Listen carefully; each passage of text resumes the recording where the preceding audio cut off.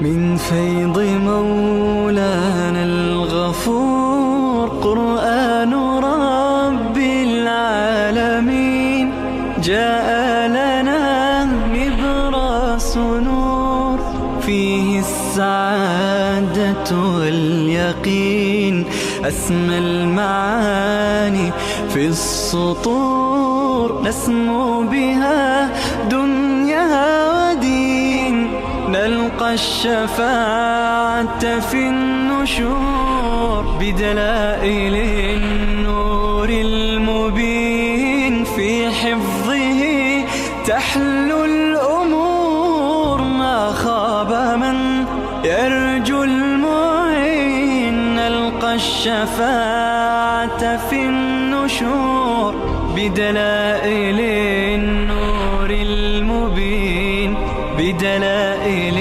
النور المبين.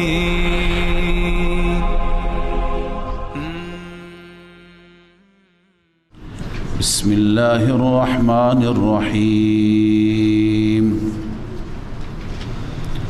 ألف لام ميم صاد كتاب أنزل إليك فلا يكن في صدرك حرج منه لتنذر به وذكرى للمؤمنين. اتبعوا ما أنزل إليكم من ربكم ولا تتبعوا من دونه أولياء قليلا ما تذكرون. وكم من قرية أهلكناها فجاءها بأسنا بياتا أو هم قائلون. صدق الله العظيم. سوره مبارکه اعراف از سوره های مکی قرآن مجید هست که در مکه یعنی قبل از هجرت نازل شد و مباحثی که در این سوره بیان میشه بیشتر مباحث اعتقادی هستند، مباحث ایمانی هستند و مباحثی هستند که با ایمان ما، اعتقاد ما سر و کار دارند. لذا اول این سوره مبارکه را برای ترجمه و تفسیر این بخش انتخاب کردیم و بعداً ان شاء الله بعضی از سوره های مدنی. اما از آن جایی که همه سوره های قرآن مجید با هم دیگر مرتبطند، ربط دارند، مناسبت دارند، ابتدا برای طلاب عزیز ربط این سوره را با سوره گذشته عرض می کنم و ذکر می کنم که قبل از این سوره سوره انعام و سوره مائده، دو تا سوره که در اون سوره ها رد شرک فعلی و شرک اعتقادی با دلائل و براهین بیان شده. در این دو سوره، در سوره مائده رد شرک فعلی و در سوره انعام رد شرک اعتقادی بیان شده. حال در سوره اعراف الله عزوجل می فرماید که اون موضوع را، موضوع توحید را و رد شرک را با تمام قوا، با تمام قدرت، بدون اینکه بر شما فشاری بیاد، شما بیان کن و به مردم برسان. این مناسبت سوره هست و سوره آغاز میشه با الف لام میم صاد که این از حروف مقطعات است. مفسران میگویند که الله بهتر میدانند مراد اینها چیه. اینها امتحان الهی هستند که برای ما اینها گذاشته شده اند و ما فقط باید بگیم به اینها ایمان داریم. قبلا مثالی عرض کردم، مثل این میماند که خیلی از اعمال را ما انجام میدهیم، فلسفه را میدونیم چرا ما انجام میدهیم، ما میدونیم چرا نماز میخوانیم، چرا سجده میکنیم رب را، چون که تذلل خودمون را و فروتنی خودمون را، خشوع و خضوع خودمون را به بارگاه رب العالمین عرضه میکنیم. میدونیم چرا روزه میگیریم. روزه میگیریم به دلیل اینکه همونطور که جسم ما نیاز به غذا دارد، روح ما، معنویت ما نیاز به غذا دارد، معنویت و ایمان را تقویت کنیم، از حال گرسنگان با خبر باشیم و فلسفه های دیگر. زکات میدهیم، میدونیم به خاطر چی هست. خیلی از فلسفه هایش مشخصه، علما نوشتند به خاطر اینکه به بینواها رسیدگی بشه، به خاطر اینکه اقتصاد یک جامعه تعادل داشته باشه، فقط یک گروه داشته باشند شکمشون سیر باشه و یک گروه گرسنه باشند نیست، بلکه باید به همه برسیم. این فلسفه زکات. اما خیلی از احکام هستند که ما نمیدونیم چرا انجام میدهیم. مثلا عرض کردم بین صفا و مروه یک حدی هست که باید اولا بین دو کوه باید 7 بار بریم در حج، در عمره، بعد یک مسیر باید بدویم. خب فلسفهش چیه نمیدونیم، لازم نیست همه چیز را بدونیم، هرچی که الله گفته انجام میدیم. یا در 3 شوط اول طواف خانه کعبه ما دستور داریم که با رمل بریم، یه حالتی به شانه هایمون بدیم که با قلدری به اصطلاح اونجا طواف کنیم. خب این حکمتش چیه؟ فلسفهش چیه؟ امروز فلسفهش چیه؟ ما نمیدونیم، دستور الله است، به جا می آوریم. لذا خیلی از چیزها هستند، افعال هستند که انجام میدیم میدونیم یعنی چه، خیلی ها را انجام میدیم نمیدونیم یعنی چه. اقوال همچنین، خیلی از اقوال هستند میخوانیم میدونیم یعنی چه. مثلا ان الله علی کل شیء قدیر، میدونیم یعنی چه. اما خیلی از اقوال هستند که نمیدونیم یعنی چه. الف لام میم صاد یعنی چه؟ الله اعلم بمراده، الله بهتر میدوند، ما فقط به اینها ایمان داریم. بعضی معتقدند که اینها حروفی هستند که بیشتر در سوره های مکی هستند، در سوره های مدنی نیستند، چون در مکه میدان مبارزه بود، مبارزه فصاحت و بلاغت، مبارزه اینکه چه کسی زیباتر سخن میگوید، چه کسی کلامی میگوید که دیگری نمیتواند مثل اون کلام بیاورد. لذا الله تعالی در ابتدا حروف را شمرده میگوید، الف لام میم صاد. معنیش اینه که ای مشرکان، این کلام از اون حروفی تشکیل شده که شما کلماتتون را از همین حروف تشکیل میدهید. شما وقتی که جمله میگویید، جمله شما از الف و با و لام و میم و صاد تشکیل شده، پس چرا شما نمیتونید مثل این کلام بیاورید؟ پس این دلیل هست که این کلام کلام خداست، این کلام از جانب الله هست. والله اعلم. بعضی فلسفه های دیگه هم ذکر کردند، کتاب انزل الیک فلا یکن فی صدرک حرج من. کتاب ای هذا کتاب، این کتابی هست، این قرآن یا این سوره، انزل الیک، به سوی تو فرو فرستاده شده، نازل شده ای رسول مکرم صلی الله علیه و سلم. لذا در تبلیغ دین خدا و در تبلیغ توحید خدا در دلت تنگی راه مده. فلا یکن فی صدرک حرج من، در سینه‌ات از این تنگی نباشد. چرا تنگی هست؟ چون این کلام ثقیلی هست.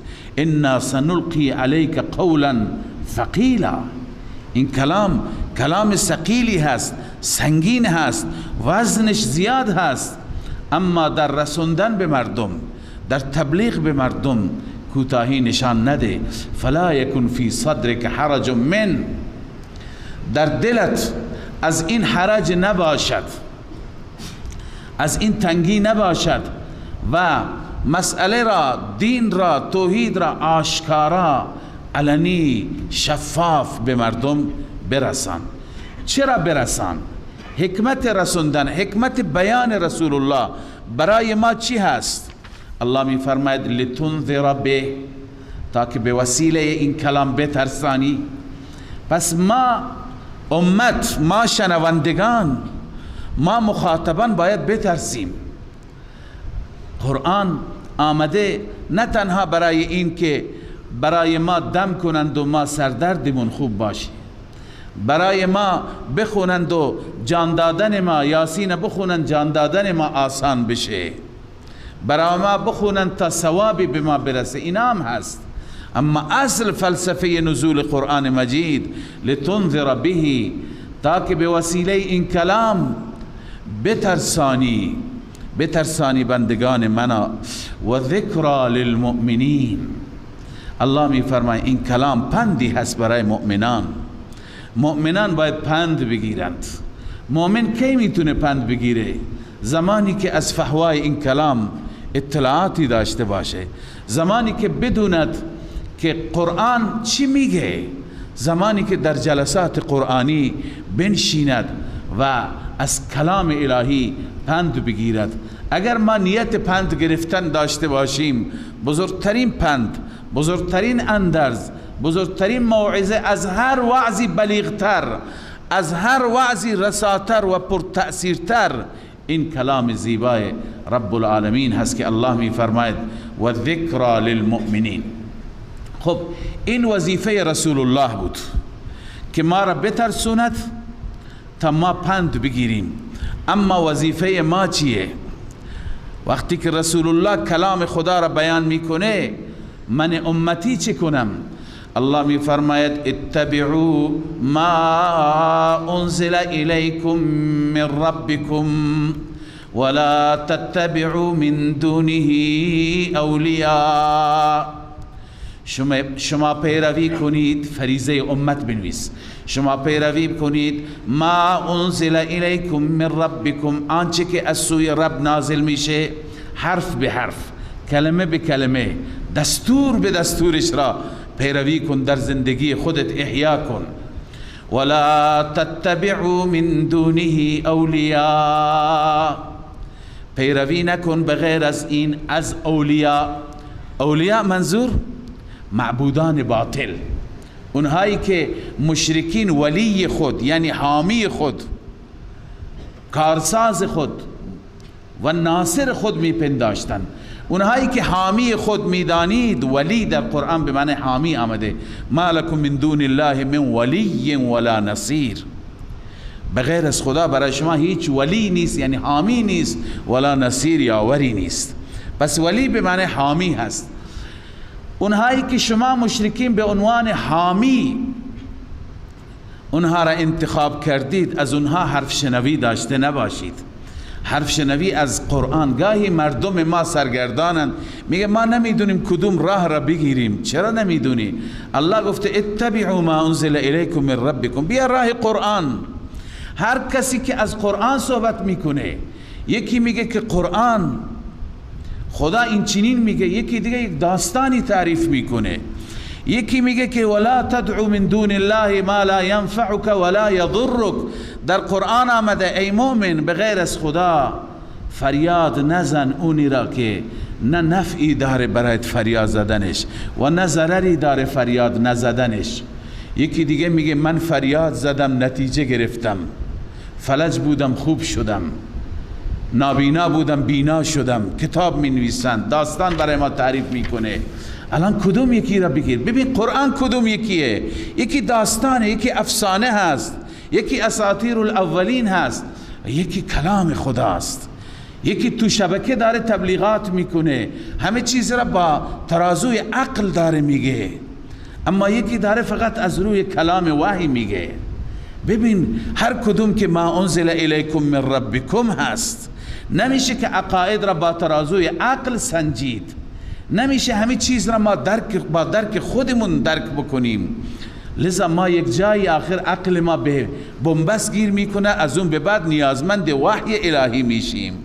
لذا الله می فرماید ولا تتبعوا من دونه اولیاء، بغیر از الله بقیه معبودان باطل و حامیان شما از آنها پیروی نکنید. قلیلا ما تذکرون، بسیار کم هست اون چه که شما پند میگیرید. الله عزوجل گلایه داره از بندگانش که کم پند پذیر هستند، کم پند میگیرند. و کم من قریة اهلکناها، اینجا تخویف دنیوی هست. تخویف دنیوی به این معنی که خداوند ما را میترسوند، ما را بیم میده که اگر شما اطاعت نکردید، اگر شما پند نگرفتید از کلام من، از رسول من، از پیام من، اون وقت همون حالتی که بر اقوام گذشته آمده عذاب در دنیا بر شما هم خواهد آمد. خداوند اونها را یادآوری می فرماید و کم من قریة اهلکناها فجاءها بأسنا بیاتا او هم قائلون. الله می فرماید چقدر قریه ها بودن که ما هلاک کردیم، اونها را نابود کردیم. فجاءها بأسنا، عذاب ما آمد، بیاتا، به وقت شب. بیتوته میگویند وقتی که ما شب در مجالس هستیم یا در خواب غفلت هستیم، اون زمان. او هم قائلون، یا زمانی که به وقت ظهر قیلوله می کردند. معمولا عذاب خدا در وقت غفلت می آید، عین شب و آخر شب بیشتر عذابها در وقت سحر می آید. اطراف ما گاهی عذابهایی که سراغ داریم، گاهی زلزله های اتفاق افتاده، گاهی سیل آمده، رانش زمین، دیگه اتفاقات، ببینی بیشتر وقت سحر است. او هم قائلون، یا وقت قیلوله هست. وقت قیلوله وقت استراحت ظهر، گاهی این وقت می آید. گاهی وقت غفلت که انسانها غافلند در داد و ستد خودشون، در معاملات خودشون. الله می فرماید که عذابها در این حال می آمده. لذا این تخویف به این معنی هست که ما باید بیم داشته باشیم، باید بترسیم که مبادا ما گرفتار بشیم. ولو اینکه مسلمان باشیم. رسول مکرم صلی الله علیه و سلم هر گاهی که باد شدیدی میدیدند یا ابر سیاهی میدیدند، چهره مبارک متغیر میشد از اینکه مبادا عذابی بشه، فوراً متوجه نماز میشد. لذا باید مسلمان همیشه در بیم و هراس باشد، در ترس باشد که مبادا من امشب میخوابم نیمه شب زلزله نیاد، مبادا اتفاق دیگری نیاد، مبادا سیلی نیاید، دشمنی حمله نکنه، پادشاهی. انواع مختلف عذاب هستند. یکی از صورتهای عذاب یک ظالمی را انسان مسلط میکنه، نیمه شب حمله میکنه، خانه میاد همه چیز را غارت میکنه. لذا الله می فرماید خیلی از قریه ها ما هلاک کردیم، عذاب ما به وقت شب آمد. او هم قائلون، یا زمانی که اونها در وسط روز قیلوله و استراحت می کردند. اما اون زمان که عذاب آمد الله می فرماید اون اقوام پشیمان شدند. اون پشیمانی چه سودی دارد؟ فما كان دعواهم اذ جاءهم بأسنا، دعای اونها، تضرع اونها نبود. دعاهم و تضرعهم، دعواهم نبود دعای اونها و تضرع اونها. اذ جاءهم بأسنا، زمانی که عذاب ما آمد. الا ان قالوا انا كنا ظالمین، مگر اون وقت اعتراف کردند، گفتم ما ظالم بودیم. ظالمین ابن عباس گفته مشرکین، الان به شرکش اعتراف میکنه. ببینید این توبه به درد نمیخوره. این توبه را میگن توبه بعث. قبلا بحثش را کردیم که عین عذاب آمده، عذاب به سر رسیده یا مرگ آمده به خرخره رسیده، الان انسان توبه میکند، الله میفرماید که این توبه درد نمیخورد.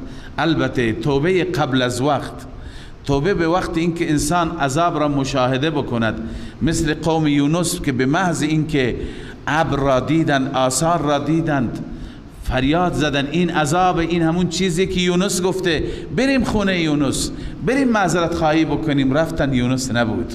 چیکار بکنیم؟ بچه ها را جمع کنید، حیوانات را جمع کنید، جمع بشید در اون میدان شهر. همه جمع شدن، گریه کردن، خدای غلط کردیم. آثار عذاب را دیدن، الله عزوجل اونها را بخشید. پس عذابی که به وقت یأس باشد، به وقت ناامیدی باشد، یا توبه‌ای که به وقت ناامیدی بشه. یک انسانی، قبلا مثال عرض کردم، یک انسانی پزشک بهش میگه سرطان داری، الان از زندگی ناامید میشه، شروع میکنه به توبه، امکان داره این خوب بشه، پس این انشاءالله توبهش قبول میشه.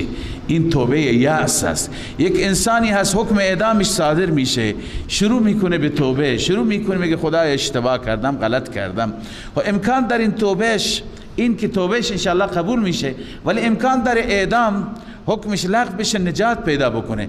پس این انسان هنوز به مرگ حتمی نرسیده، نه اونی که سرطان داره، نه اونی که اعدامش صادر شده، نه اونی که مشکل دیگه براش پیش آمده. این انسان اگر توبه بکنه، توبهش انشاءالله قبول میشه. اما وقتی که عین عذاب را میبینه، داره جان میده، آخرین لحظات است، داره نفسش میره، فرشته مرگ را میبینه، الان شروع میکنه، این دیگه توبهش قبول نمیشه. الله همین میگه که اینها وقتی که عذاب را دیدن توبه کردن. الله میفرماید که فما كان دعواهم اذ جاءهم بأسنا، دعای آنها نبود وقتی که عذاب ما را دیدند، الا ان قالوا، مگر گفتند انا كنا ظالمین، بار الها ما ظلم کردیم. خب الله میفرما ما به این بسنده نمی کنیم، اونها را در آینده سوال میکنیم. فلنسألن الذين ارسل الیهم، اون بحث در دنیا بود، عذاب در دنیا بود، الان شروع میشه تخویف اخروی، عذاب در آخرت، پرسش و پاسخ در آخرت. الله می فرماید فلنسألن الذين ارسل الیهم، ما حتما سوال میکنیم از آنانی که ارسل الیهم، به سوی آنها فرستاده شده، پیغمبر فرستاده شده، قرآن و کتاب فرستاده شده. ولنسألن المرسلین، و حتما سوال میکنیم از فرستاده شدگان، از پیامبران که امت شما به شما چه پاسخی دادن، آیا لبیک گفتند یا پشت دادند. فلنقصن علیهم بعلم، الله اینجا میفرماید همه چیز را ما خود ما برای شما تعریف میکنیم. فلنقصن، ما قصه میکنیم، یعنی تعریف میکنیم بر آنها، بر انسانها، بعلم، از روی علم، چون خدا آگاهی دارد. و هو معکم اینما کنتم، هر جا هستید خدا با شماست، خدا از اعمال شما با خبر است. ان الله بما تعملون خبیر، بصیر، بینا هست، خبر دارد. لذا الله میفرماید از روی علم ما برایشون تعریف میکنیم. و ما كنا غائبین، اونجا که گناه میکردیم ما غائب نبودیم. عزیزان این آیات، اگر ما این آیات را بر صفحه دل بنویسیم و به اینها باور کنیم که هر جا هستیم خدا غائب نیست، اون وقت ما گناه نمی کنیم، ما معصیت نمی کنیم. اگر انسان به فکر این باشه که در مغازهش داره تجارت میکنه، داد و ستد میکنه، خدا اونجا حاضر است، خدا علم دارد، میبیند چه کار میکنه، اون وقت انسان خیانت نمیکنه، انسان کلاهبرداری نمیکنه، جنس نااصل را به جای اصل نمیده، جنسی که قیمتش پایینه به قیمت بالا نمیده. اینها تمام به این دلیل هست ما فریب میخوریم، فریب میدهیم، چون که ما به این آیات یا نشنیدیم یا اعتماد و باورمون ضعیف است. الله می فرماید و ما کنا غائبین. اونجایی که انسان در یک خانه تنها هست، انسانی که با یک نامحرمی قرار دارد، انسانی که در جایی هست که ذکرش اینجا مناسب نیست، موقعیت گناه برایش فراهمه، فرصت گناه برایش فراهمه، راحت میتونه. اما وقتی که بدوند که وما کنا غائبین، خدا میگه من اینجا غائب نیستم، من حاضرم، من میبینم چه کار میکنی. خب انسان وقتی که این آیه را بر صفحه دلش بنویسد، آیا این انسان گناه میکند؟ این انسان معصیت میکند؟ قرآن میخواد ما را بسازد که ما در حضر و سفر، در جمع و در تنهایی، در هر جا از خدا بترسیم. همونطور که در جمع از خدا میترسیم، چشممون را حفاظت میکنیم، زبانمون را محافظت میکنیم، همچنین در تنهایی ما باید از خدا بترسیم. اونجا هم اعتقاد داشته باشیم که و ما کنا غائبین. خب خدا که غائب نیست، همه جا حاضره، اعمال ما را مینویسه. اعمال آخر به کجا میرسد؟ الله می فرماید والوزن یومئذ الحق. در آن روز، در روز معاد و در روز قیامت، وزن و گذاشتن اعمال بر ترازو حق هست. فمن ثقلت موازینه، الله دو دست ما را تقسیم می کند. الله می فرماید فمن ثقلت موازینه، هر انسانی که میزانش ترازوش سنگین باشد، فاولئک هم المفلحون، این گروه رستگاران هستند، گروه موفق و کامیاب. و من خفت موازینه، هر اون انسانی که میزانش ترازوش سبک باشد، نامه اعمالش سبک باشد، فاولئک الذین خسروا انفسهم، این افراد، این انسانها کسانی هستند که در خساره واقع کردند خودشان را، جانشان را، بما کانوا بآیاتنا یظلمون.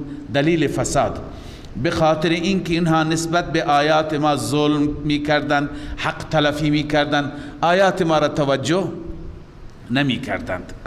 اما یه بحث کوتاهی عرض کنم که خدا که میگه ما بر ترازو وزن میکنیم، چطور وزن میکند؟ اعمال انسان که جرم ندارد، جسم ندارد، اعمال چطور وزن میشه؟ مفسرین بزرگوار هر یکی یک قولی نوشتند. بعضی نوشتند اون لوحه و اون تخته و اون اوراقی که فرشتگان روی اونها اعمال را می نوشتند، اینها بر ترازو گذاشته میشه. خب بخشی از اون لوحه اعمال نیک ما نوشته شده، بخشی از اون صفحه ها اعمال بد ما نوشته شده. هر کدوم که بیشتر باشند خب مشخص ترازو سنگین تر میشه. بعضی میگن نه، اینا همه احتمالی هستند. بعضی میگن نه، اعمال خودشون مجسم میشند، اعمال خودشون جسم میگیرند، جرم میگیرند، اعمال تبدیل به شکل میشند، خود این اعمال را بر کفه ترازو میگذارند.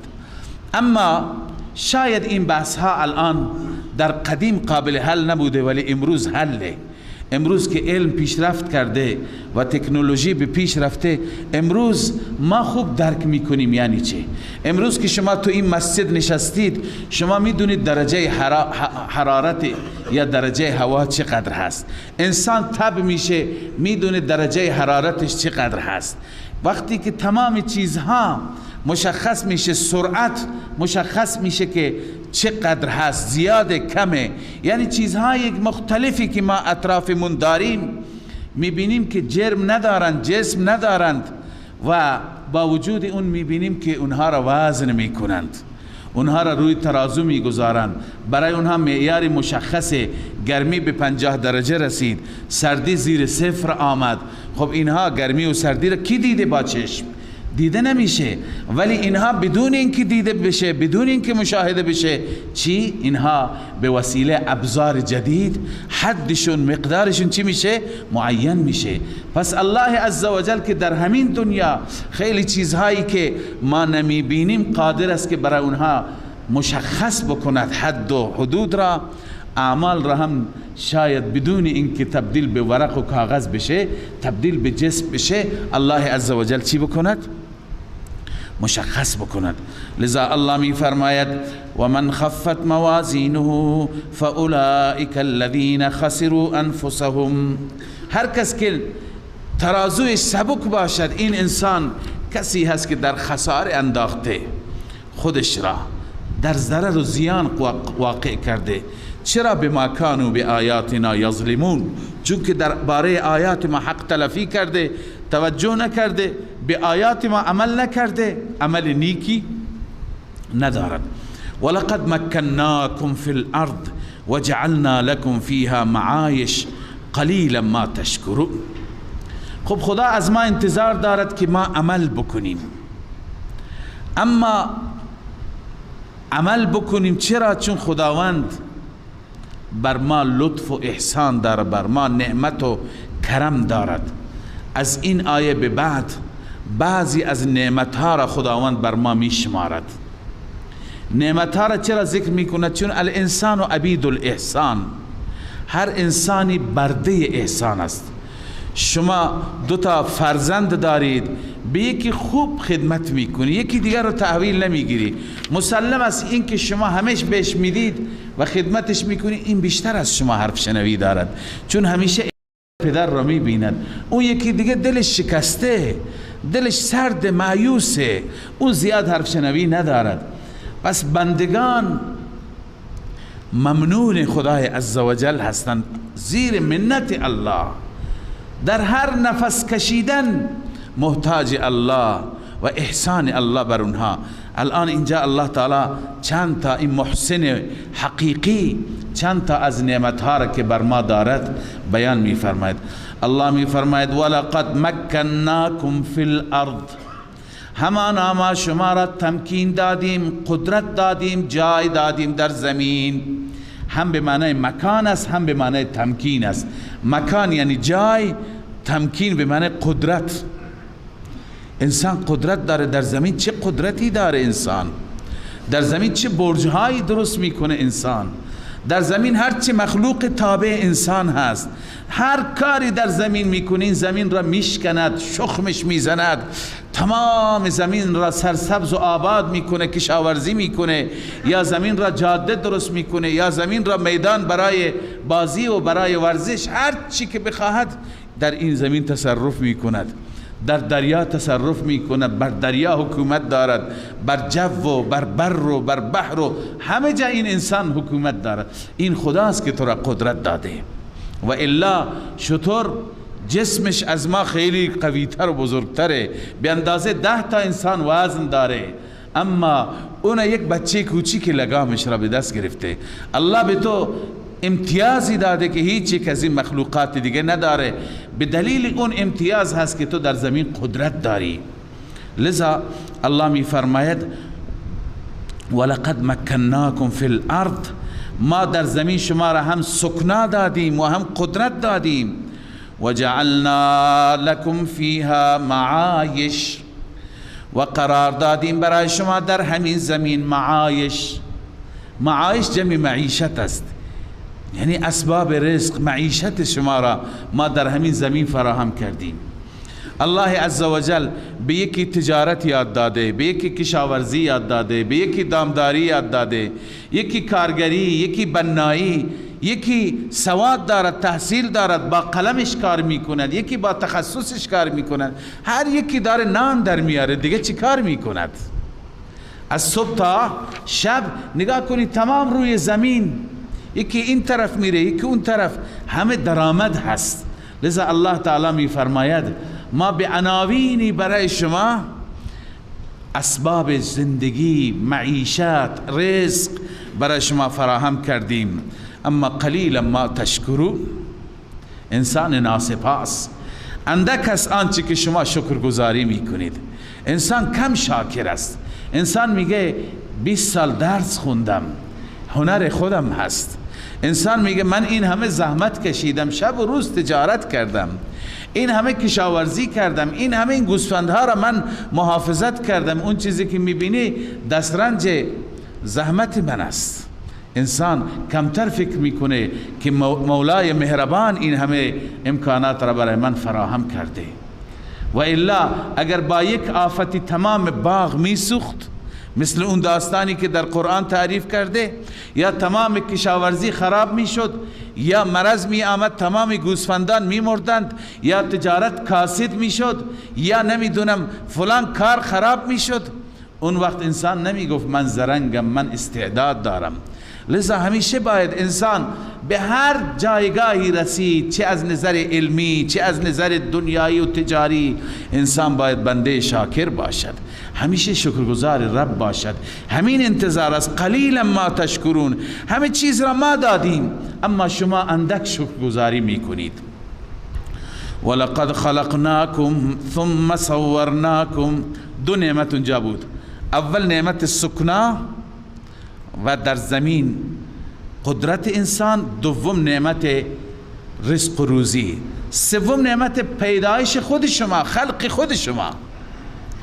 اینجا الله عزوجل داستانی از پیدایش ما شروع می کند که شما را پیدا کردم، چگونه پیدا کردم، چه موانعی بود، چه دشمنانی داشتید که وقتی که شما پیدا شدید و شما را خدا فضیلت داد، خدا شما را درجه داد، خدا شما را از همه مخلوقات افضل قرار داد، حتی ملائکه را گفت که برای شما کرنش بکنند، تعظیم بکنند، دشمنانی حسودانی با شما حسادت کردند، سوگند یاد کردند که شما را نگذارند آرامش داشته باشید، سوگند یاد کردند که شما را به جهنم ببرند چون حسود شما بودند، اما شما امروز با اونها راه دوستی گرفتید. خبر داری انسان داری کجا میری؟ الله می فرماید ولقد خلقناکم ثم صورناکم، همانا ما آفریدیم شما را، سپس ما صورت دادیم شما را، شکل دادیم، زیبایی دادیم. ثم قلنا، سپس ما گفتیم به ملائکه اسجدوا لآدم، آدم را سجده کن، آدم را تعظیم کن، برای آدم احترام بگذار که این آدم عقل دارد، فراست دارد، اگر این بر مسیر صحیح قرار بگیرد از تو فرشته هم افضل تر میشه.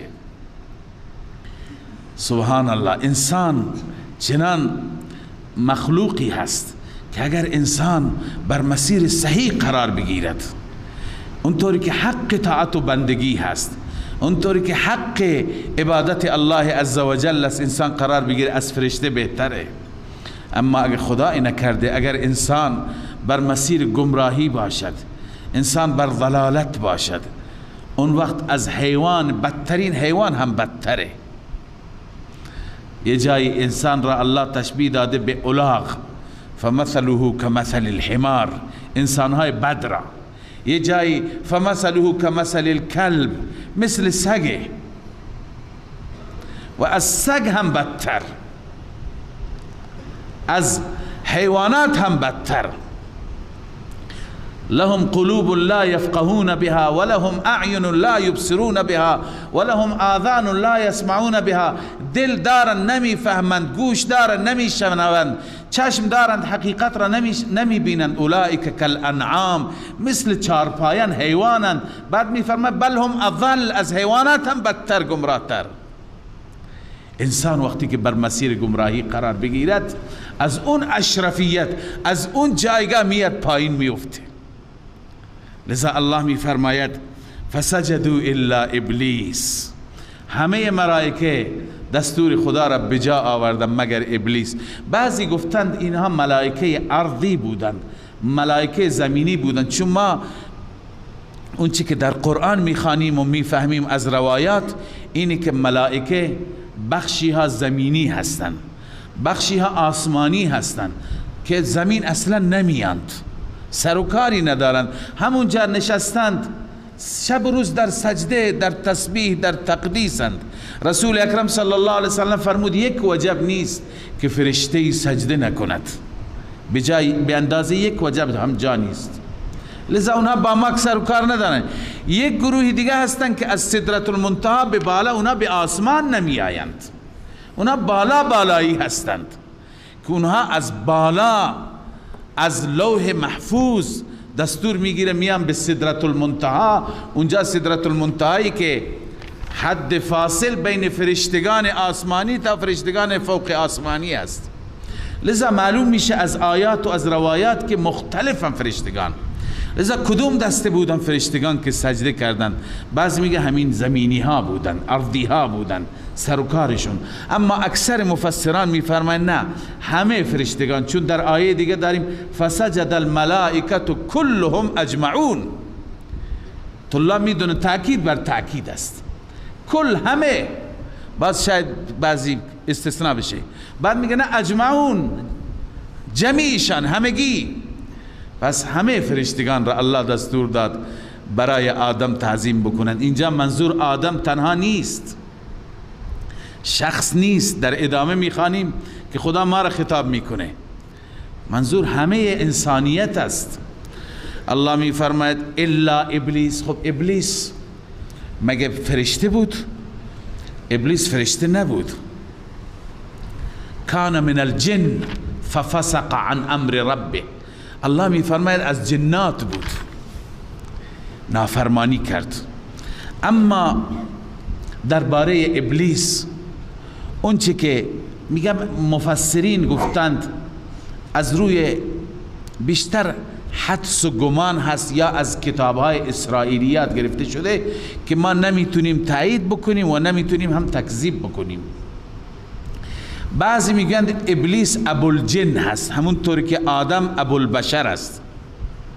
جد امجد ما آدم است، جد امجد جنات ابلیس است. خب جن که هست قرآن گفته کان من الجن. بعضی میگن نه ابوالجن نیست، اما در میان اونها بهترینشون بود، عابدترینشون بود، مقربترین بود. از بس که عبادت کرده بود به قرب خدا رسیده بود، همراهی میکرد با فرشتگان و در جمع فرشتگان قرار گرفته بود. علی ای حال شیطان را و ابلیس را خداوند به صورت جداگانه دستور داد. همین جا میخوانیم ما منعک الا تسجد اذ امرتک. این خصوصی خدا گفت تو هم برو. یعنی وقتی که ابلیس سجده بکند گویا تمام جنات هم تعظیم کردند، این نکرد، این تکبر کرد. آیه را توجه کنید، الله می فرماید فسجدوا الا ابلیس. سجده کردند. همه اتفاق نظر دارن که این سجده سجده تعظیم بود، سجده احترام، نه سجده عبادت. احترام گذاشتن، تعظیم کردن که در دین ما این هم منسوخه. ما قبلا بحث کردیم برای طلاب عزیز در مقدمه، ما هم آیه داریم که ان المساجد لله، همه نوع سجده ها فقط برای خدا. هم حدیث داریم صحابه تقاضا کرده یا رسول الله ما جاهای دیگه که میریم بلاد دیگر مثل ایران و فارسی ها جلوی بزرگ خودشون تعظیم میکنن، سجده میکنن. خب اون تعظیم بود. آن حضرت صلی الله علیه وسلم ناراحت شد از این پیشنهاد، گفت برای هیچ بشری سجده درست نیست که کسی دیگر را، انسانی را سجده بکند. اگر من سجده را روا می داشتم من به زن دستور می دادم هر روز شوهرش را اینگونه تعظیم بکند، اینگونه احترام بکند. پس سجده تعظیمی در دین ما نیست، قبلا بود. فسجدوا الا ابلیس. سجده کردن مگر ابلیس. لم یکن من الساجدین. از سجده کنندگان نبود. قال ما منعك الا تسجد اذ امرتك. الله می فرماید چه چیزی مانع شد اینکه سجده نکنی زمانی که من تو را دستور دادم، من رب دستور داده بودم. قال انا خیر منه. ببینید علت چی بود؟ خدا کنه که این علت، این عیب، این اشکال در بین ما نباشد. من بهترم، منیت. انسانی که خودش را بهتر بداند، انسانی که بر حسبش، بر نسبش، بر علمش، بر فضلش، بر پولش، بر مالش، بر هر چیزی اینها را ملاک قرار بدهد و بگن من بهترم. الله پناه بده. این میگه من از جنس بهتری هستم. از چه جنسی هستی؟ قال انا خیر منه، من از اون بهترم. خلقتنی من نار و خلقته من طین. علت اینه که تو مرا از آتش آفریدی و او را از گل آفریدی. آتش جوهر نورانی هست و گل جوهر ظلمانی هست، لذا من نورانیم، اون ظلمانیه. تو مرا دستور میدی که برای او اطاعت بکنم، برای او تعظیم بکنم. الله عزوجل قهرش آمد. الله تعالی هیچ چیز را اونقدر قبیح نمیداند و بد نمیداند که تکبر را. الله تعالی به سبب کبرش او را بیرون کرد، او را راند. قال فاهبط منها، پایین برو از اینجا. منها یعنی از آسمان، از اون جاهای عالیه. فما یکون لك ان تتکبر فیها، برای تو سزاوار نیست، برای تو مناسب نیست اینکه تکبر کنی فیها، در این بالخصوص در آسمان ها. فخرج انک من الصاغرین، برو بیرون، تو از صاغرین هستی، از ذلیل ها. اونی که خودش را عزیزترین میداند الله او را ذلیل ترین میکند. تو ذلیلی، تو پستی دیگه، تو جلوی من کبر میکنی و به دستور من سجده نمی کنی. بنده ای را که خدا دستور بدهد و اطاعت نکند خدا غضب می کند، خدا قهر می کند. شیطان وقتی که مایوس شد، ابلیس وقتی که ناامید شد، یک عقده تو دلش پیدا شد که این انسان و این آدم سبب شد من از اون جایگاه عظیم بیفتم. لذا مهلتی از خدا خواست تا انتقام بگیرد. الله عزوجل هم مقدر کرده بود برای امتحان همین موجود را بذاره، لذا مهلت میخواد. قال انظرنی الى یوم یبعثون، مرا مهلت بده تا روزی که همه مبعوث میشوند، همه از قبرها بلند میشوند. اما الله فرمود انک من المنظرین، تو از مهلت داده شدگان هستی. در اینجا نیست، در آیات دیگه هست. نه تا اون وقتی که تو میگی، تا اون وقتی که من خدا میگم. الی یوم الوقت المعلوم. هدف ابلیس چی بود؟ هدف ابلیس این بود که موت بر او نیاید، طعم مرگ را نچشد. چون که یوم یبعثون گفت اون روزی که همه بلند میشند دیگه بعد از اون مرگی نیست. اما الله عزوجل این خواستهش را قبول نکرد. الله فرمود که تا اون روزی که من بخوام، تا اون روزی که شیطان به عنوان امتحان برای انسانها هست، قبل از روز معاد، در آخرین روزهای دنیا الله تعالی شیطان را موت میده و از این جهان میبرد. یک نکته خدمت شما عرض کنم، یک نکته علمی هست. علما نوشتند که اگر کافر عمل نیکی انجام بده یا طاعت و عبادتی به گمان خودش انجام بده یا دعا بکند از خدا چیزی بخواهد، در حالی که کافره، به قیامت اعتقاد ندارد، به رسالت رسول الله اعتقاد ندارد، ولی از خدا، به خدا اعتقاد دارد، از خدا چیزی میخواد، خدایا این دشمن من نابود باشه، خدایا این تجارت من چنین باشه. امکان داره، احتمالش هست که خدای عزوجل دعای کافر را در امور دنیا بپذیرد، یا اینکه اگر عملی کرده، عمل خوبی کرده، پاداش خوبی و جایزه خوبی در همین دنیا بهش بدهد، اما در آخرت نه خبری نیست. ما آیات زیادی داریم که الله می فرماید در آخرت اعمالشون اصلا به حساب نمیاد، اصلا برای اونها ترازویی نیست، عملشون تباه شده، غبار شده و به هوا رفته. اما در دنیا امکان داره. از این آیه و آیات دیگه استدلال گرفتند. اینجا ابلیس یک عمر عبادت کرده بود، یک عمر سجده کرده بود. بعضی از علما میگویند که پاداش همون عبادت ها را خدا همینجا بهش داد، همین که یک عمر طولانی داشته باشه تو دنیا، پاداش اونها را بهش داد. بعضی وقت مردم میپرسند که خب این انسان هایی که برای انسانیت خدمت کردند، برق را آفریدند، خلق کردند، اختراع کردند، هواپیما را اختراع کردند، تلفن و وسایل ارتباطات را اختراع کردند، دیگه خدماتی برای انسان ها انجام دادن، مخترع، مبتکر، آیا اینها را خدا پاداش نمیده؟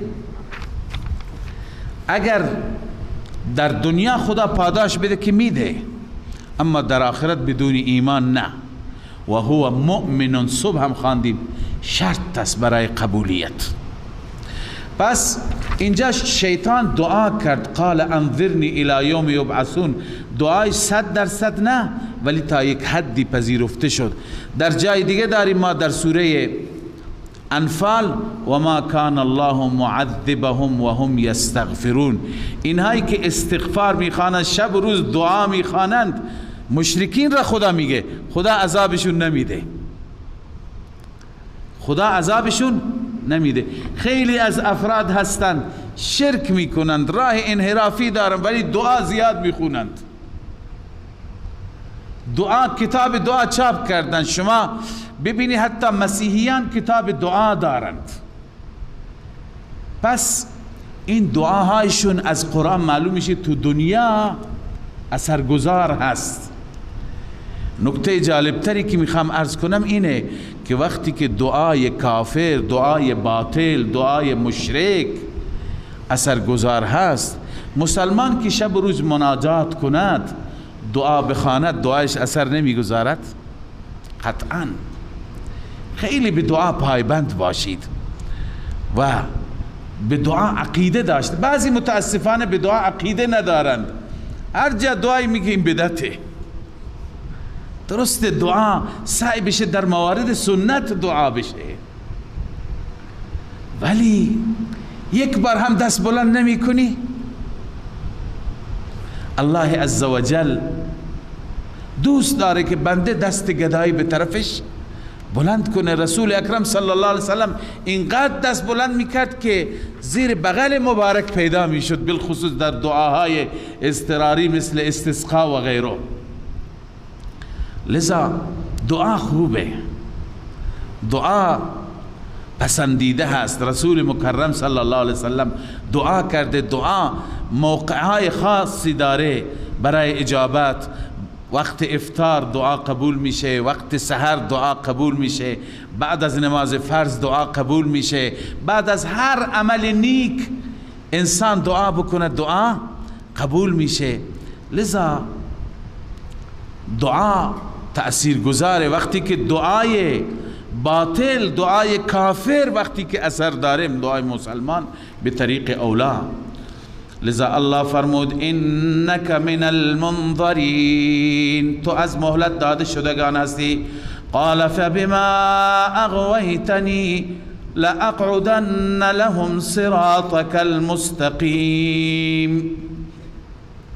شیطان اعلام کرد، این موضعش هست، امروز هم به شما اعلامه، قرآن داره به شما اعلام میکنه.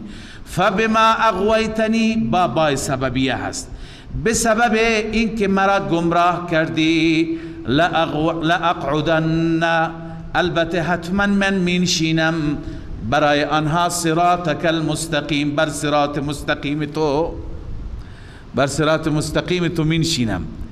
از اینجا معلوم میشه که شیطان بیشتر دنبال کسانی است که بر صراط مستقیمند. اونهایی که بر صراط مستقیم نیستند دنبال اونها نیست، بر اونها به قدر کافی داره، من کفرشون کافیه. بعضی اوقات در رابطه با حجاب صحبت میشه، بعضی میگن چرا کفار این مشکلات را ندارن، دلشون پاکه، تمام مردم لخت و عریان، هیچ کسی نگاه نمیکنه، مسلمانان چرا چنین؟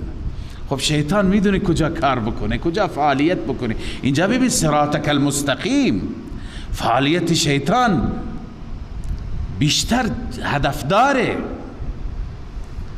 جایی که بخواهد تخریب ایجاد کنه. لذا الله می فرماید گفت من بر صراط مستقیم تو ای خدا مینشینم، یعنی کمین میزنم، هر وقت که بیاند سعی میکنم گمراهشون بکنم. ثم لآتینهم من بین ایدیهم، سپس پیش این انسان ها میایم، من بین ایدیهم از جلو، و من خلفهم از پشت سر، و عن ایمانهم و از راست، و عن شمائلهم از چپ، ولا تجد اکثرهم شاکرین، چنان میکنم که نبینی اکثرشان را شکرگزار، اکثرشان شاکر نمیمانند. بعضی گفتن شاکرین، ابن عباس گفته موحدین، یعنی بر توحید نمیماند، توحید خودش یک تشکری هست از الله، بلکه دنبال دیگرانند، دنبال غیر الله هستند. اینجا خدمت شما عرض کنم که این که شیطان میگه من از جلو میام، از پشت میام، از راست میام، از چپ میام، یعنی چه؟ بعضی از علما گفتند این نکته خاصی را اشاره نمی کند، اشاره به همینه که خود ما ظاهرا میفهمیم، یعنی از هر جهت وسوسه شون میکنم، از هر طریق وسوسه شون میکنم. گاهی یکی را از طریق عبادت فریب میده، گاهی یکی را از طریق دنیا و تجارت فریب میده، هر یکی را به یک صورتی، از هر جهت. معنیش اینه منی که مثلا 2 رکعت نماز میخوانم در دلم غرور پیدا میشه، تکبر پیدا میشه، دیگران را به نظر حقارت نگاه میکنم، مرا این گونه گمراه کرد. اون یکی دیگر را که مال میده به اون صورت گمراه میکنه، کسی دیگر که تجارت میکنه اون وادار میکنه که به خاطر اینکه پولش زیاد بشه کلاهبرداری بکنه. لذا طرق مختلف است.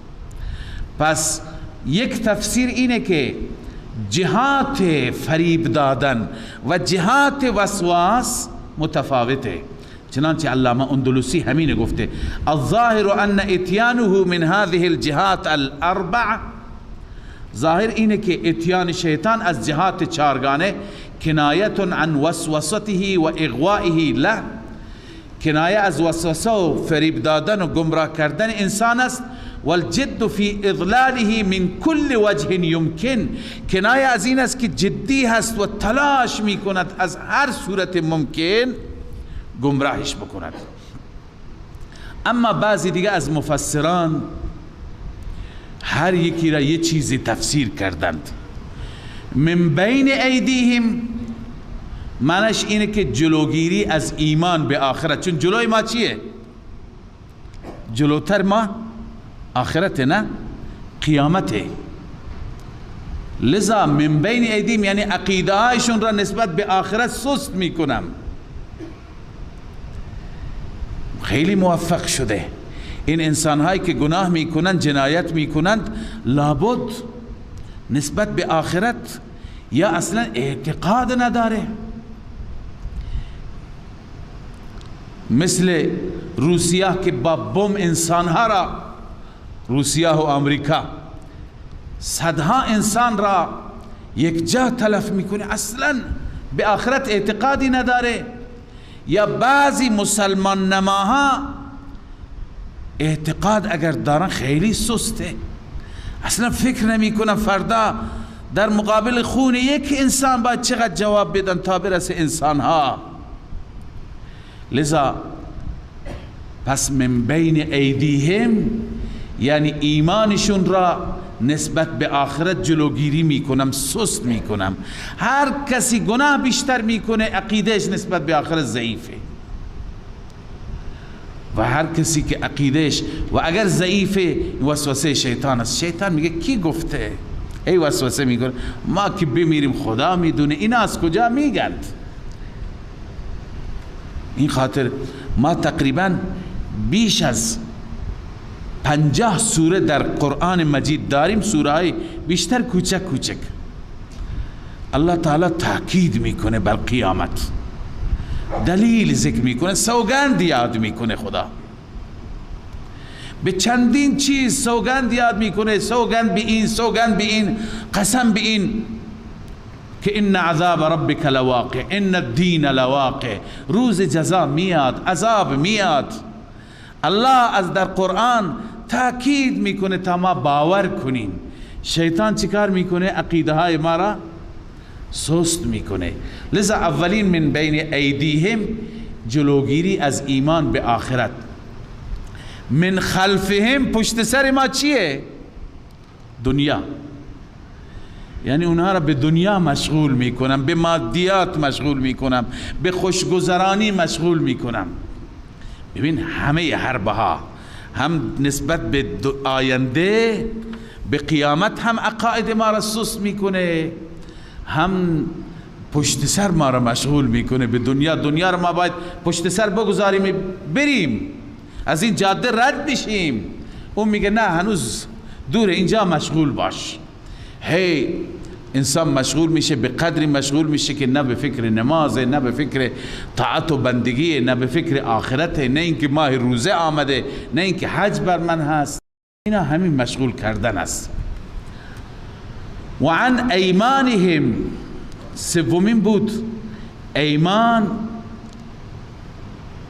کنایه از نیکی هاست،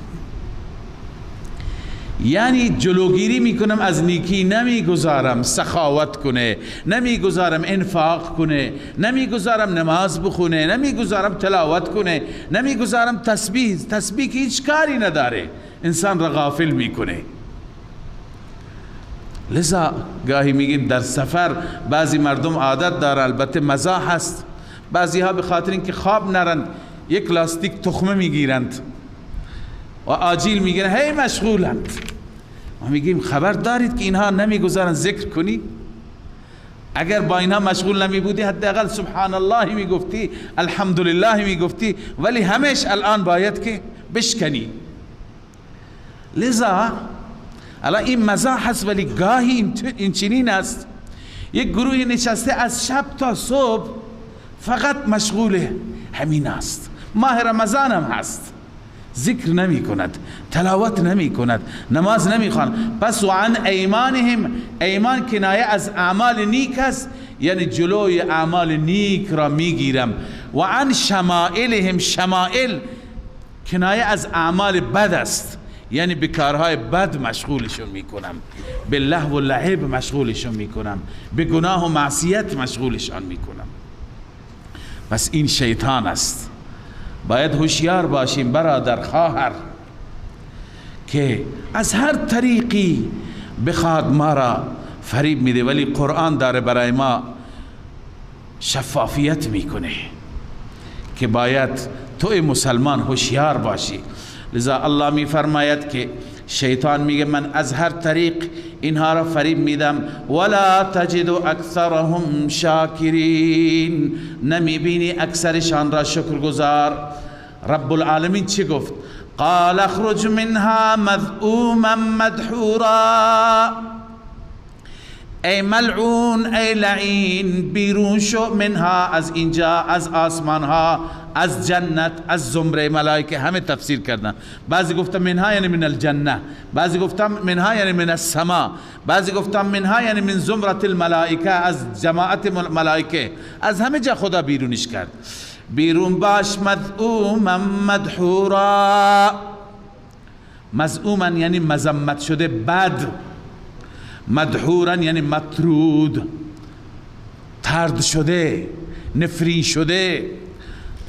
اما این اعلام را الله کرد لمن تبعک منهم، البته هر کسی که پیروی کند از تو ای ابلیس، منهم از این انسان ها، من خدا سوگند یاد کردم لأملأن جهنم منکم اجمعین، من پر می کنم جهنم را از همه شما اجمعین.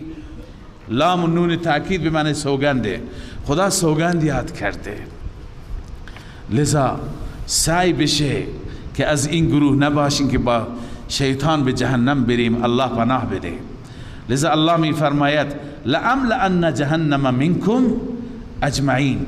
بعد از اون دستور به آدم و یا آدم اسکن، ای آدم سکونت کن، انت و زوجک الجنه، تو و همسرت در بهشت، فکلا من حیث شئتما، از هر جای بهشت میخواهی بخور، ولا تقربا هذه الشجره، نزدیک این درخت نرو، نزدیک این درخت نرو، فتکونا من الظالمین، هر دو از ظالمین میشید. این درخت چه درختی بود الله تعیین نکرده، مفسرین گفتن، یکی گفته گندم، یکی گفته انگور، یکی گفته چیز دیگه، ولی همین اصول برای ما خوبه که چیزی را که خدا نامعلوم گذاشته ما هم چرا دنبالش باشیم. نه در قرآن آمده نه در سنت رسول الله آمده که این چیه، نیازی نیست. هدف این خدای عزوجل میخواهد به ما بگه که جریان چی بود، الان جزئیات درخت چی بود ارتباطی به ما نداره. ولا تقربا هذه الشجره، این درخت را نزدیک نشید، نزدیک نشید، نگفت نخورید، امر تأکیدی هست. خدای عزوجل یک چیزی که بخواد سخت بر حذر بداره همینطور دستور میده. به ما مثلا میگه ولا تقربوا الزنا، نزدیک زنا نشید، نمیگه زنا نکنید، نزدیک نشید. ولا تقربوا مال الیتیم، نزدیک مال یتیم نشو. یعنی این تأکیده، این مبالغه هست، یعنی مبادا، بر حذر، دور باش. لذا به آدم هم گفت نزدیک نشید که فتکونا من الظالمین، از ظالمین میشید. حکمت و فلسفهش را الله عزوجل بهتر میدوند، ولی نمونه هایش در دنیا زیاده. این نمونه من به شما عرض میکنم. خدای عزوجل برای ما انواع معاملات را جایز قرار داده. از طریق پارچه میخواهی سود ببر، از طریق زمین میخواهی سود ببر، از طریق فروختن گوسفند، از طریق نمیدونم پفک بفروش، آب بفروش، نان بفروش، هر چی میفروشی، ولی ببین نزدیک سود نرو، نزدیک ربا نرو. همه راههای حلال هست، اما یک انسان بدبختی بیچاره همون میره انجام میده، دنبال بقیه راهها نمیره.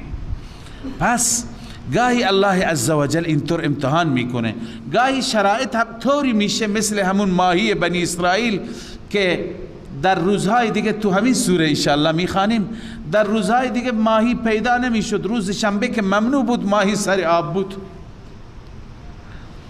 الان خیلی از افراد هستن میگه همه راهها بسته برای ما، به غیر از این که وام سودی بگیریم دیگه راهی نیست، شما راهی برای ما درست کنید. این امتحان خداست، تحملش کن. مثل بنی اسرائیل خدا ما را داره امتحان میکنه. جوانی میاد میگه که اصلا برای من ازدواج ممکن نیست تا وقتی که این نوع وام ها را نگیرم. دیگری میاد میگه اصلا به مسکن و به منزل من نمیرسم تا وقتی که من وام نگیرم. خب باید برید اجازه بدیم که بری سود بگیری که چی؟ زن و بچهت بری تو منزل، فردا جواب خدا را چی میدی؟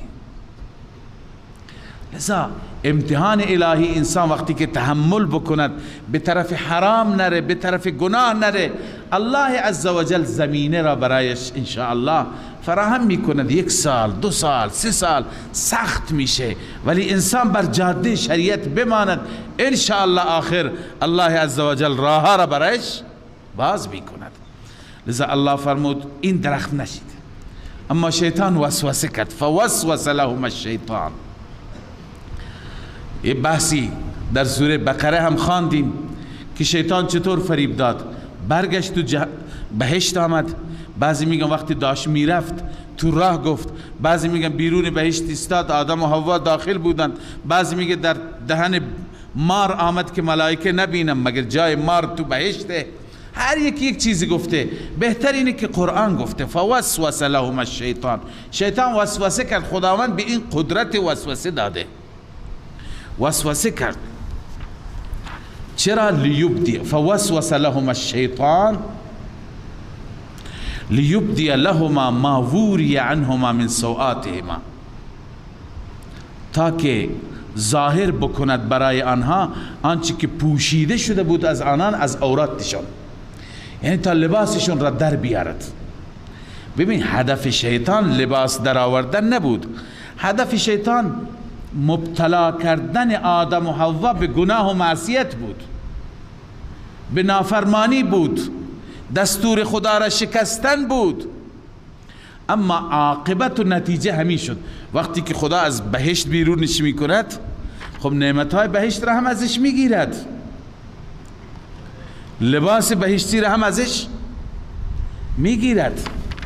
لذا عاقبت این شد. پس بنویسه علام للعاقبه.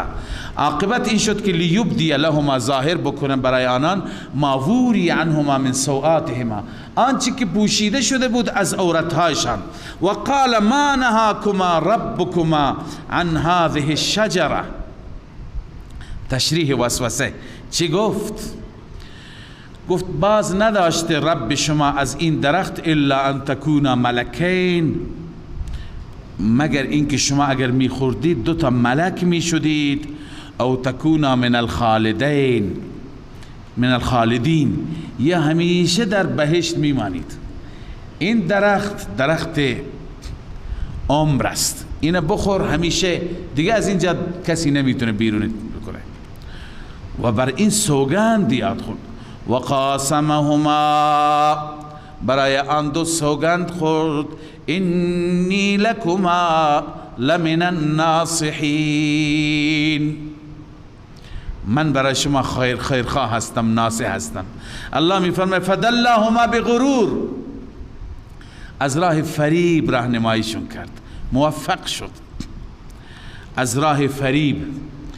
الان تفسیر موفقیت اینطور آمده، اولا که انسان حریص هست از چیزی که من میکنی.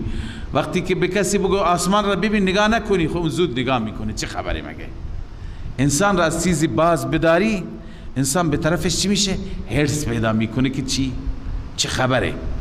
شیطان وقتی که اینو گفت، اینها به فکر افتادن.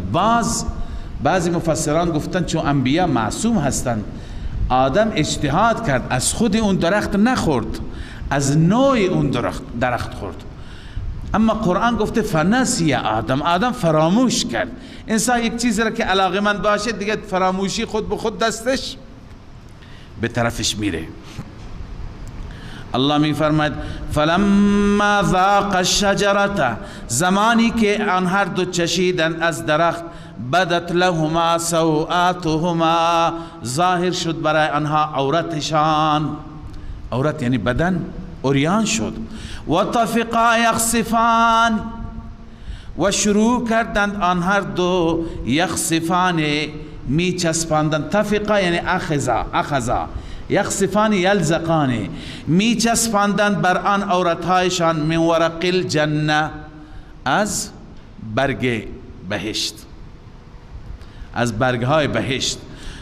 و ناداهما ربهما، الان الله اونها را ندا کرد، چون که اینها دیگه باید از بهشت بیرون می شدن، لباس از اونها گرفته شد.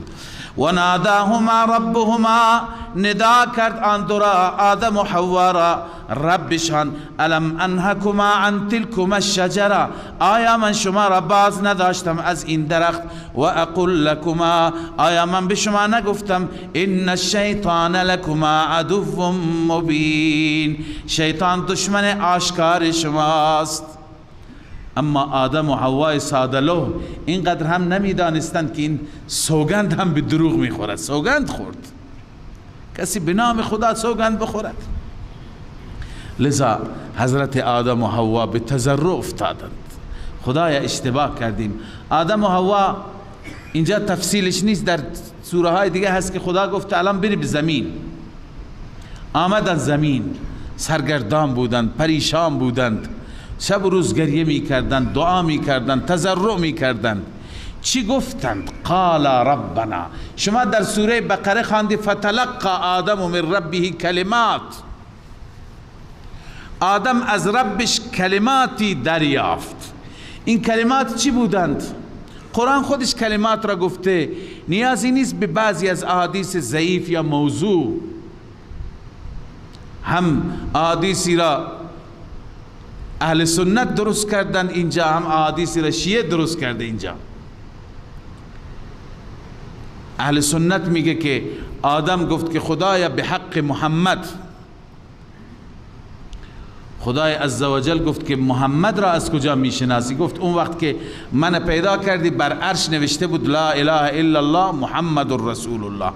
اونجا من کلمه محمد را دیدم، فهمیدم که این از بندگان خاص و شایسته تو هست. بعضی میگویند که آدم گفت الهی به حق پنجتن. پنجتن را از کجا دیدی؟ بر عرش نوشته بود پنجتن، محمد، علی، فاطمه، حسن، حسین. اینها روایت هایی هستند که ما چون این عزیزان را دوست داریم درست کردیم خودمون. الله میگه نه. الله میگه آدم و حوا چی خواندند، چی گفتند؟ قال ربنا ظلمنا انفسنا.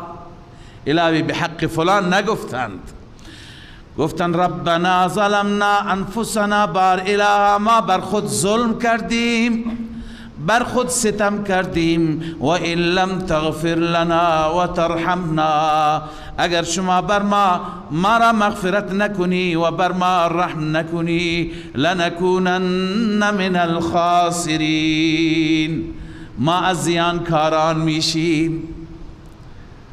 الله عزوجل پذیرفت این کلمات خیلی مهم هستند. کلمات به همین خاطر ببین آدم خدا میدونه چه دعا کرد، چی گفت، پذیرفته نشد. فتلقى آدم من ربه کلمات. این کلمات را از رب یاد گرفت، دریافت کرد. گویی خود خدای عزوجل میخواست ببخشه، به آدم راهنمایی کرد این کلمات را بگو. این کلمات را گفت. به این خاطر بهترین دعاها برای اجابت دعاهای قرآنی هستند، چون این کلمات الله میگه اینطور بگو. الله عزوجل به ما تعلیم داده ربنا ظلمنا انفسنا ربنا لا تؤاخذنا ان نسینا او اخطأنا و دعاهای دیگر. بس در رأس دعاها دیگه دعاهای معصوری هست، منقول از رسول اکرم صلی الله علیه وسلم. خب رسول الله هر چی میگه هم از وحی الهی میگه، ولی بهترین دعا این دعاهایی که در قرآن هستند. این دعاها را هر چی بخوانی انشاءالله به موقع اجابت نزدیکتر میشی. الله اجابت کرد، اما فرمود قال اهبطوا بعضكم لبعض عدو. یک دستور اول داده بود که بری پایین. خب اینجا که دعا پذیرفته شد فتاب علیه، قرآن گفته خدا رجوع کرد، توبهش را پذیرفت. خب دوباره برمیگرده به بهشت میبره اونها را؟ نه دیگه. الان که به زمین آمدی همینجا بمان. قال اهبطوا این دستور دوم است. دستور اول برای فرود آمدن بود، دستور دوم برای همینجا ماندن است. همینجا بمانید، اما اینجا امتحان است، جای امتحان، جای آزمایش. بعضکم لبعض عدو، یکی از آزمایشات. بعضی از شما دشمن هم دیگه میشید. ولکم فی الارض مستقر و متاع الی حین، برای شما در زمین جای قرار است جای زندگی هست و متاع الی حین و کالا هست، اسباب معیشت است تا مدتی برای شما ساختمان است، اتاق است، حیوانات است، ماشینالات است، ابزار است، استفاده کنید بمانید. اما آخر چی میشه؟ قال فیها تحیون، الله می فرماید در همین زمین شما زندگی میکنید حیات دنیا، و فیها تموتون، و در همین زمین شما میمیرید، و منها تخرجون، و از همین زمین شما باز بیرون کرده میشوید. 3 مرحله را باید بگذرانی. یکی زندگی در زمین، دیگه به آسمان بر نمیگردی، اونجا کره ما زندگی نمیکنی، همین جایت هست. دوم بعد از این که مردی در داخل همین زمین میری. و سوم، 2 تا را که قبول داریم، سومی عقیده من ضعیفه.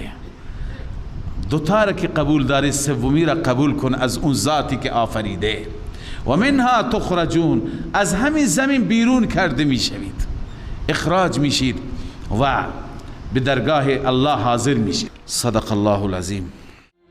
من فيض مولانا الغفور قرآن رب العالمين جاء لنا نبراس نور فيه السعادة واليقين أسمى المعاني في السطور نسمو بها دنيا ودين نلقى الشفاعة في النشور بدلائل النور المبين في حفظه تحلو الأمور ما خاب من يرجو المعين نلقى الشفاعة في النشور بدلائل النور المبين بدلائل